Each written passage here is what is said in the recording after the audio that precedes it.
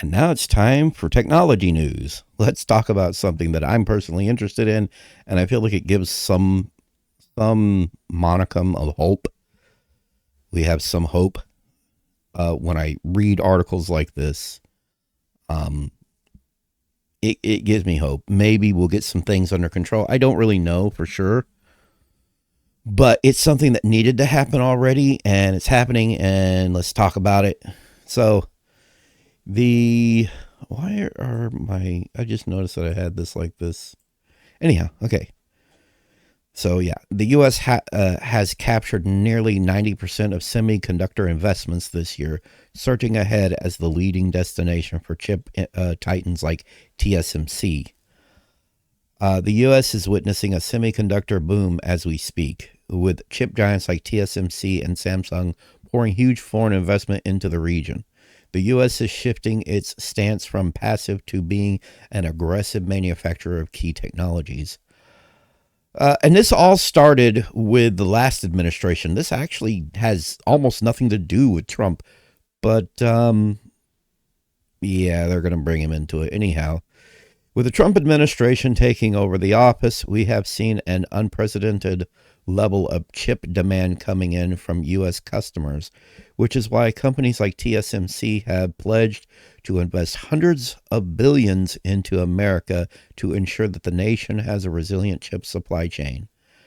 Projects like TSMC Arizona indicate that the U.S. is emerging as a world semiconductor hub alongside Taiwan, which is why, according to an estimate by McKinsey, the development of the chip industry in the U.S. is significantly higher than any other region. Why is this happening? Let's talk about that for a second, why we're going down this road. And it really just comes down to security.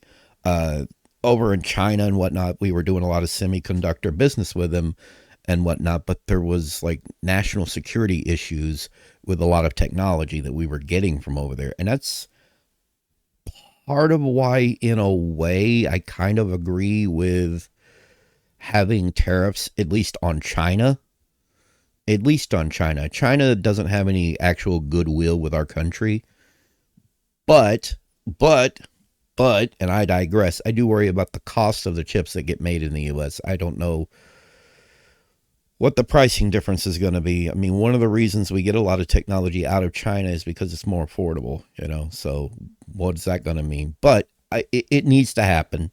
It does need to happen, regardless of why and regardless of what's going on over in with China and their stuff.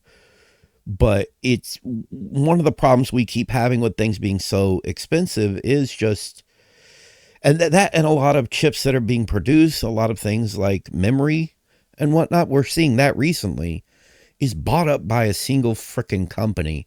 And we have supply chain issues constantly.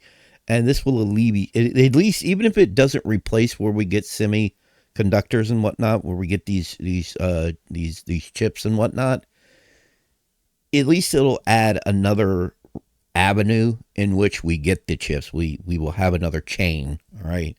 We'll have alternative chains to get this kind of thing. It's better to have more options than to have fewer options. And I feel like that's what's going on here.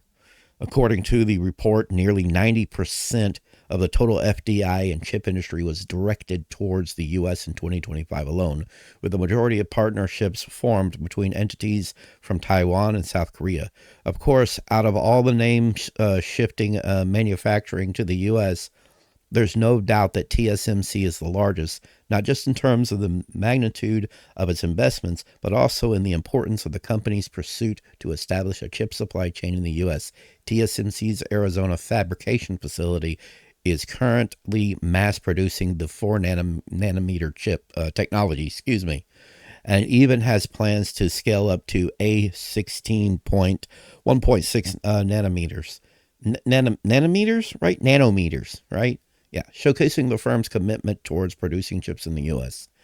Like I said, I think my only concern would be how much these chips cost. There's a reason we don't build stuff like this here in the U.S. anymore, and we don't make anything like this. And that's because it's more expensive when we build here, because we have to pay a higher wage.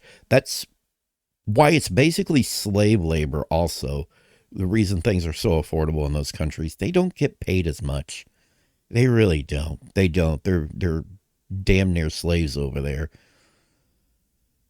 So there is that concern. How that all plays out is anybody's guess. Um, Apart from Taiwan, South Korea has heavily invested in the U.S. semiconductor sector, driven by companies such as Samsung and Micron. Samsung's Taylor facility has been a victim of delays ever since it received CHIPS Act grants under the Biden administration. But based on recent reports, the fab is back on track and is showing promising development towards producing the SF2 2 nanometer process in the US. The company has also received pivotal orders for Tesla's custom AI chips. That's, oh, fuck. No, F off.